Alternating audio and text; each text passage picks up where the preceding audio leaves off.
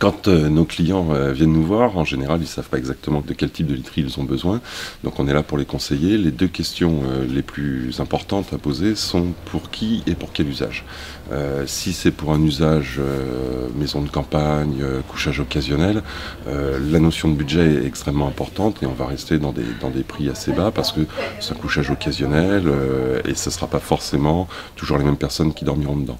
En revanche, quand il s'agit d'un couchage au quotidien, pour la personne qui est là, on va essayer de lui conseiller plutôt un couchage adapté.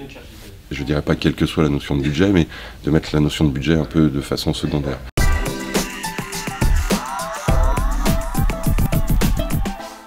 La notion de prix est évidemment importante, tout dépend de l'usage qu'on va faire du matelas.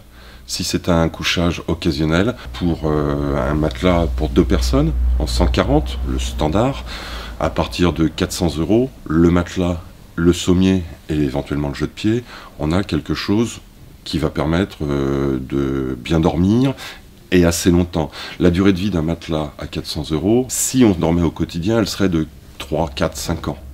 Mais comme on ne va pas dormir au quotidien dedans, ça va faire un matelas qui est pérenne pour une dizaine d'années. En revanche, dès qu'on parle de couchage au quotidien, il n'y a plus vraiment de notion de prix. Donc le bon couchage sera peut-être à 300, 400 €, mais peut-être à 800, 900, 1000 €. Ce qui va être le plus important, c'est le confort du dormeur. Ce n'est pas le matelas le plus cher qui est le meilleur. C'est le matelas qui est le plus adapté à la morphologie, à la façon de dormir.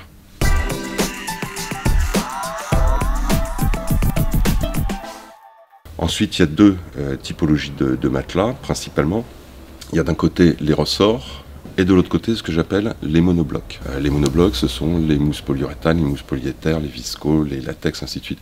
Et ça, ce sont les deux familles. Le ressort d'un côté, le monobloc de l'autre. Dans du ressort, il y a évidemment plus d'air, plus d'aération que dans un monobloc.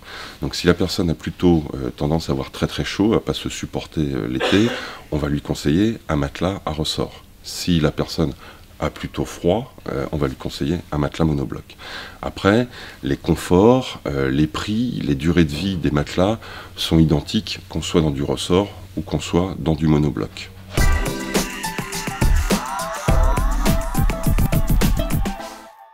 Le plus important, c'est que les gens viennent essayer quand il s'agit d'un couchage donc au quotidien, prennent leur temps pour essayer, ne tapent pas sur un matelas en disant « Ah oui, celui-là me va bien », mais s'allongent dessus, prennent leur temps, tranquillement.